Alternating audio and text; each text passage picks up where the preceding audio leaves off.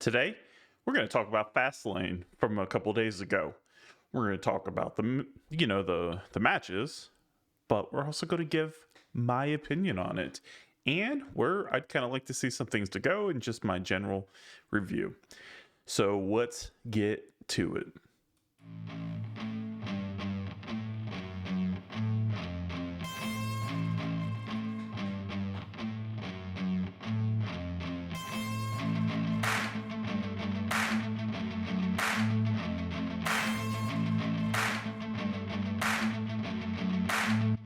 Welcome to Bad Guy Wrestling. So today we're doing a review and recap. And what is that? Well, it's the Fastlane, baby. So we are going to talk about WWE Fastlane, which was unfortunately a couple of days ago. I had another recap while we were out and away, so some behind the scenes here. Got married a year ago, and then we were back celebrating our first year anniversary back at the same venue. So fortunately, my laptop rig is nowhere near as powerful. So anyways, let's get into the thing, because I've already done this once, but it was all stuttery. So let's try it again on the home computer here. So anyways, we're talking about Fastlane. So here's the poster here. Fastlane has got some pretty good talent on here. I mean, not individually. I'm talking about there's some great talent individually, but overall, a lot to be excited about, especially with a Roman Lists pay-per-view here. And so within this, you've got 5 matches. You got a couple championship matches, not a couple, 3 of them, and then 2 storyline matches here with the LWO and Street Pop versus Lashley and Street Profits, and then LA Night, Cena versus the Bloodline. So yeah, solid, definitely enjoyable. But let's take a look at the first match. And can't forget here that we had a surprise appearance though in the beginning. So I did forget. So let's not forget now. Here it is. Jade Cargill. She makes her first appearance. So I guess the rumors may be true about going to Raw. I mean, it makes a lot of sense, but most likely means not at NXT then. So she is now visible besides social media, and so I expect to see her soon, which is cool. So the first one here, let's talk about the tag team championship here between, as you can see here, we have Cody Rhodes and we have Jey Uso, and it was versus the Judgment Day. So our winners here are Cody Rhodes and Jey Uso. So the reign, that's I don't feel like it's that long. It's been a few months now, a couple months, is now done. So look at this hard fought match. One of the aspects of this match was how kind of like even it was, like move for move, things like that. Very very high paced and very entertaining here. This was the finisher of the match here. It was a springboard through a Cody cutter, while Jay leaps up for like the one, I guess it's like part of the 1D or some part of his tag team finisher move. So that was kind of creative. The camera work and the time was kind of not the right angle, so the picture makes it look so much better. Because you can actually see what's going on. We're live. It was a little harder to see. Because it was actually over where this cameraman, that was the angle right here that they were showing live.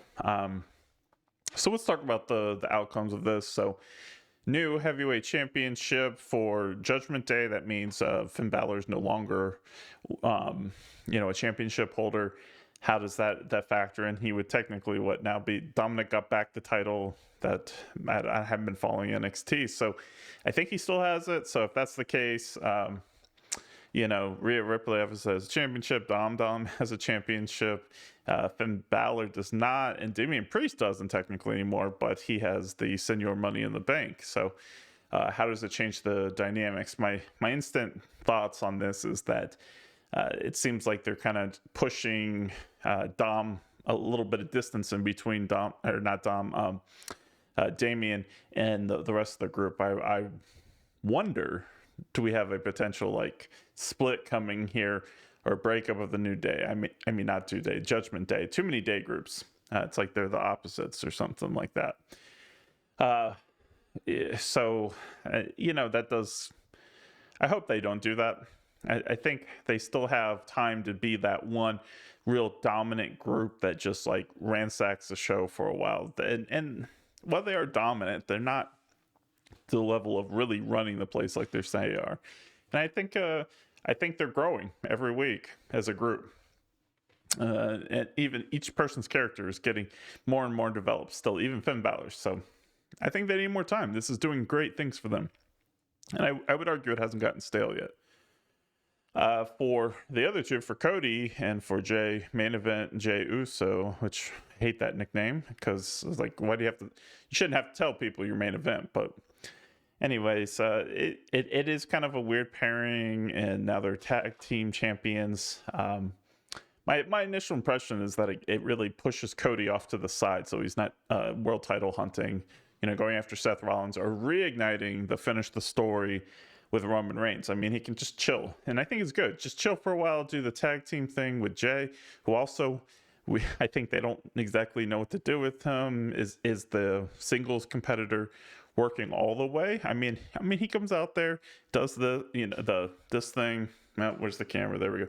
This thing, and everyone's into it. I'm into it, but the jury's still out. I would say the jury's still out on whether or not, him as a singles competitor is more than just maybe a mid-card from here on out. And is it better off being, a tag team wrestler? I mean, it's a thing. If you're trying to make him a singles competitor exclusively, or at least, a legitimate threat, now you got him in a tag team again where is there writing on the wall? Is it not working out? That type of thing. That's my thought. That's my conspiracy that I want to introduce here. Is that they're trying to already backtrack on that. So I would like to see the Judgment Day maybe go after like maybe a USA title or at the same time maybe as of course the Money in the Bank coming through. It would be very interesting to see, if Seth has a couple more defenses and he's going to drop the title, would it be to Damian Priest? I mean, imagine if they have the women's title and the Raw title on the same faction. That would make a huge statement, and I think it would set them up in the long run to be a stable, or each individually, that would really be taken serious. Well, what happens with Dominic? Well, he can always be. He is a better wrestler, absolutely, but he is one of my favorites now just because of the fact of how much he is hated. So,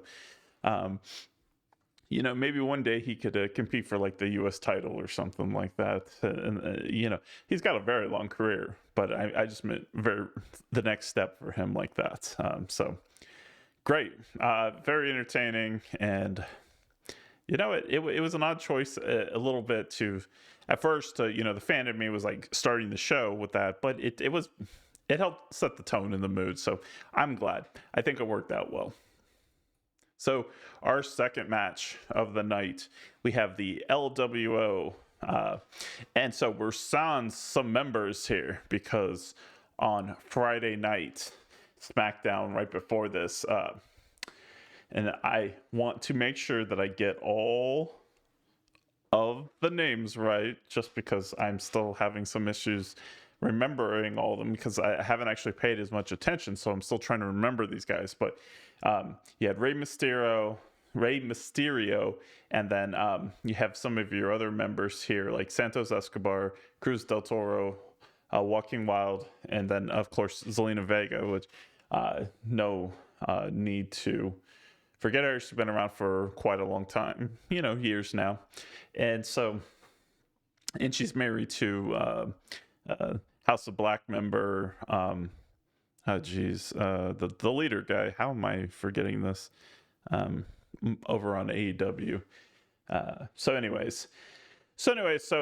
you can see here who's in the ring there. Well, it's Escobar and it's Rey Mysterio, but two of the members, Cruz del Toro and Walking Wild, these guys right here in the back, they were jumped on Friday night, so it ends up starting as a handicap match with Rey Mysterio and Santos Escobar going 2-on-3 against the Bobby Lashley and the Street Profits. So as you would kind of expect in this match, you have a mixture of style, like that real powerhouse style from what I'm going to call the Hurt Business 2.0, and then the high flying, evading, making your opponents look foolish because you're able to outrun them type thing on the LWO. Good match, entertaining, absolutely. This is one of the surprises of how much I enjoyed this. I was not going with high expectations, honestly. And there was some things. So LWO looks very, very strong after this. I mean, Bobby Lashley is former world champion, and he is somebody to take care. He can be thrust into the title scene at any time. And then you have Street Profits, former championships for the tag team in their own right. And then Montez Ford, who was sort of given a push here as a singles competitor for a while. And then so legit. So LWO, big win for them. But how do they win?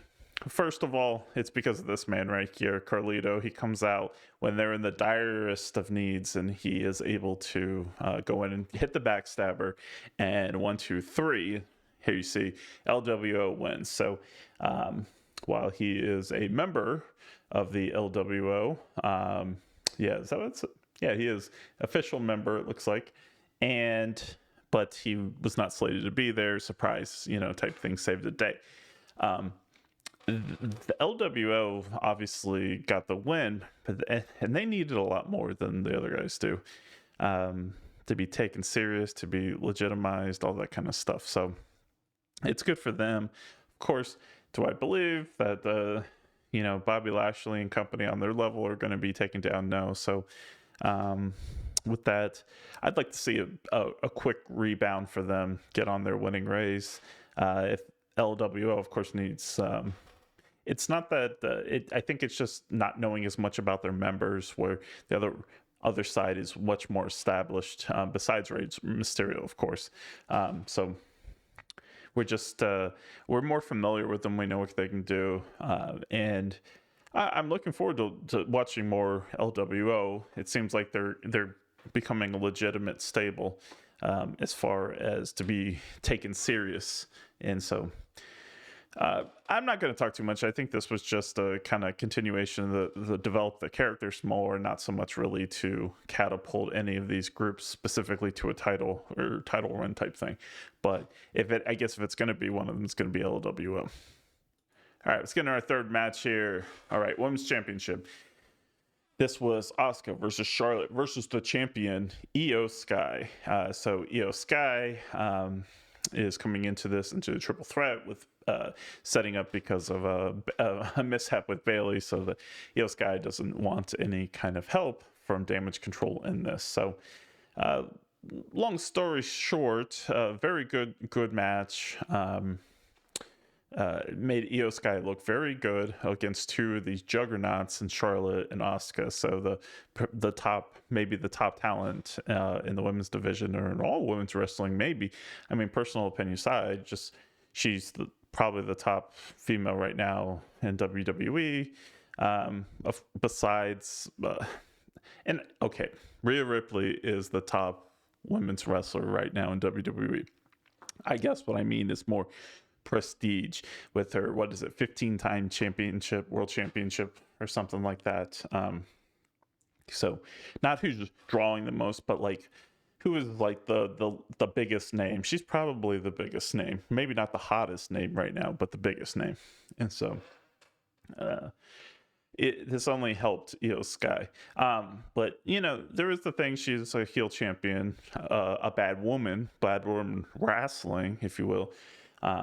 So, with typical, get help. She got help from Bayley. It wasn't like any direct interference, but it was like, stalling the ref and getting her out, pushing her back in the ring to get her back in the match and things like that. So she ends up being able to basically steal the match from Charlotte, who had Asuka tapping out with a figure four bridge into the figure eight.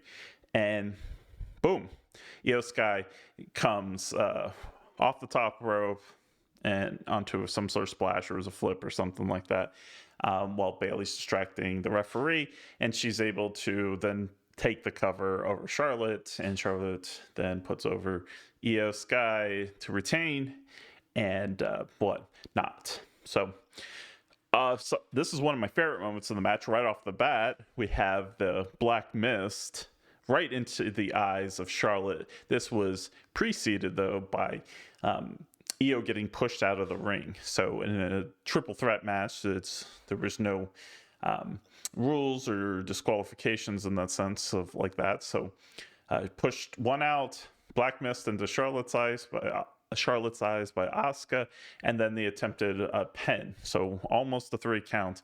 That was one of the great moments. There was a lot of fluid motion in this match, and I remember it was very it was very entertaining in that sense. It was sometimes maybe even the only criticism I guess I would, it's so fluid that it felt like rehearsed in some sense, more like a choreograph or a dance than really a fight. But I think that's the caliber of the wrestler there, and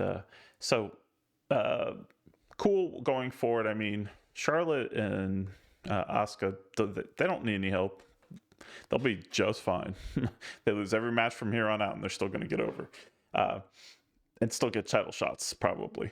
It's definitely Charlotte. Just trolling a little bit there. But Io Sky definitely needs the win here. Honestly, they need to develop a little bit more talent on this side. This is why Jade Cargill's going to be good for WWE as well. I mean, you got a lot of names, but really maybe only a few like legitimate title threats right now, and so that's why the Io Sky experiment is kind of interesting to go through. So it looks like they're either setting Damage Plan up to reunite Stronger, which would doubt they'll do that, but or to cause some sort of tension, saying like you can't win it unless I distract it or something like that. The obvious, okay, so. But it is still weird seeing Damage Control. You know, the title holder was not Bayley. Like, that's weird. Still not quite used to it. Not saying that there's anything wrong with it, just saying, oh, that's weird. Bayley would be the person, and it's weird that it's on her right now. Look at that right there. Crazy. Still in disbelief. But what's the good overall match? Absolutely. And so, like, I'm not saying that any one match was like the best one of the year or anything, but I think they were just all solid and entertaining. So good.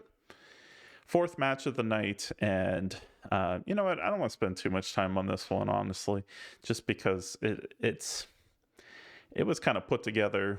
You know, LA Knight and John Cena are now, you know, a team. So. But let's go into it. Let's talk about it. One of the things of this match was, you know, did anyone expect them not to win? LA Knight and Cena, that is. So, do we even need to talk about that? Like, they were going to win. Everybody knew they were going to win. The only way, of course, is they got screwed out of something for a storyline. But is John Cena probably sticking around for a storyline right now? You know, just consistently over the next couple months? Probably not. So. But he could. I don't know. We'll see. But so anyway, so Cena and LA Knight win. One of the interesting takeaways: John Cena is kind of a human after all. Looks like kind of in this match. I mean, geez, look, I would kill to still look like he still does. Absolutely. But it's kind of crazy to see him not as like the best in shape person in the ring, and you can see it there. Like, I mean, he's human. It's just weird to see that John Cena is human. And so, I mean, he's older and he's probably not training like a wrestler every day. Maybe he is, but I would doubt it. I don't know. But, you know, I guess time catches up with everyone, and he's still like in unbelievable shape. That's the testament. It's almost like LeBron James esque in the sense of like, LeBron James might have lost like half a step, but he is still just this overwhelming force, and that's still John Cena in here, whether you like him or hate him. I guess I gotta hate him because he's not a bad guy wrestler. So, and he's beaten a lot of my bad guy wrestlers. And so, but he kind of got bullied a little bit at sometimes by Solo in this match, or things that he could have taken them both on in his prime. Like, he's taking both of them on and winning without LA Knight. That's how much John Cena, how big a force he was. But so who looked the best in this match? Wasn't Solo looked great. I mean, the Bloodline as a team looked great, but it was LA Knight. He is looking good physically, and then that part where he jumped up, standing jump up onto the top rope and pulled himself up, and it was just like, oh my goodness, this guy is killing it. I feel like he's putting in something extra work or extra something, but he is killing it right now. I still can't believe this gimmick is taken off like it is, like, over this past half a year. Just how everyone has endorsed him. It's just one of those things where it's just fun to endorse him. Don't get it. Still seems cheesy, but I love it. It's a type of cheesiness I'm okay with. And so after the match, it looks like LA Knight's about to turn on him because he doesn't want to let him hold his hand, but he does shake his hand, and then he then raises John Cena's hand up in a show of respect. So he is solidified, face, teams up with John Cena. He's a solidified good guy now.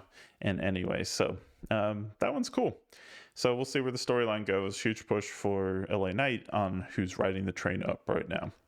So let's get to the last match here. This is the main event, Fastlane 2023, Seth Rollins versus Shinsuke Nakamura in a last man standing match. And this is for the Raw World title. So one thing about the last man standing is it is everything of a no rules, hardcore, no disqualification, but with the added caveat of that you must, to beat your opponent, they must not be able to get up in 10 seconds, 10 count, that is, not 10 seconds.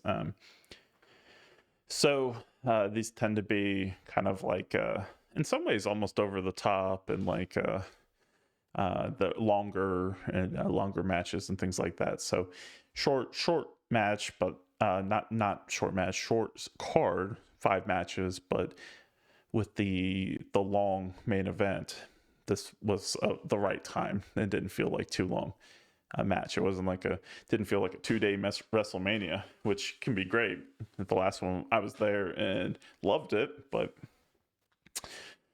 so some of the major themes in this was back from Seth Rollins, Shinsuke trying to outsmart him. There was a couple turns. Seth Rollins kind of dominated in the beginning and turned into Shinsuke getting the upper hand. And then kind of back and forth. And then Seth Rollins eventually willing to take bigger hits and with the finisher out in the crowd area, on the right side of the stage, kind of he was able to do like what did he do? Did he do like a pedigree off the top of the railing area down onto that, what was supposed to be like a box thing but looked like a mat, and is able to do enough damage, and Shinsuke looks like he's about to get up and then collapses back down. Seth Rollins wins, or retains the championship. And Shinsuke gets up and she's like, he's got like, I swear, just like a finger down or something to not be all the way up, and then just collapses where it looks like he's actually about to stand up first. So the little psychological fake out on there. There was a lot of hardcore moments, Seth pushing the pace in the beginning with throwing the kendo sticks and everything in. This here, the failed attempt to do the curb stomp onto Shinsuke from the ladder. So putting Shinsuke up on the table. Twice he tried this, and then getting up on the ladder to what I assume is to try to curb stomp him into the table, which was going to be vicious. It's like in disbelief, like, oh my goodness, that's going to happen. But it was failed attempt. Then Seth ends up going to the table from the ladder, and things like that. Concrete exposed. Seth took some damage there too. And then And then finally, you know, just like his turn, really legitimately. And so, it's a cool match, fun, very entertaining. Had me glued to it. No distractions. Not even looking at my phone. I was just concentrating on this match. So definitely, they look like they left everything in there. He's just exhausted right there. And I wonder if they're foreshadowing for like him to drop the title later on. I was talking about maybe to Damian Priest or something. So maybe he keeps it for a couple more months, maybe another storyline or two, and then finally drops it. They're hinting at him being, you know, vulnerable. So sucks for Shinsuke. If it wasn't for Seth Rollins being at the top right now, like if it wasn't for how good Seth Rollins is, he would probably be the champion. And it just it just seems like it's time for him to get something, but it's just between Seth and Roman right now. How's he gonna? He can't be the guy. And it's just because of how brilliant those other guys are. So we'll see what happens. I mean, maybe I don't know. Maybe they'll swap him around, or maybe Seth will. Maybe they could pair him up against Drew McIntyre or something. But I know he's already looking like he might be a heel change coming for him too. So Seth holds on for a while longer. So all right, let's start wrapping this up. Final thoughts was good pay-per-view. Give it like a A- to A. You know, not like a 100%, not like an A+ or anything. But I don't want to dog it. Yeah, like an A-. Like it was really good, really cool. And A- is a really good grade. So you know, translate that to whoever you want. You know, it's not perfect, but it was really good, is essentially what I'm saying. And yeah, looking forward to how to advance the story. Hopefully, I mean, there's a lot of stuff that isn't on. It was a smaller pay-per-view. So I think that's why it's getting such a high grade, is because it had every reason to be bad, or not bad, or just adequate. Okay, maybe some good spots, but every match, very entertaining. You know, not AEW and WWE can't say they do that every pay-per-view. And even with AEW having less pay-per-views, so they can stack up the cards pretty well. But yeah, great. So anyways, that's my analysis. That's where I'm hoping to see things happen, and just a review and recap. So like, subscribe, and all that kind of stuff. Yeah, I hope you guys have been enjoying the content. So I'll talk to you later. See ya.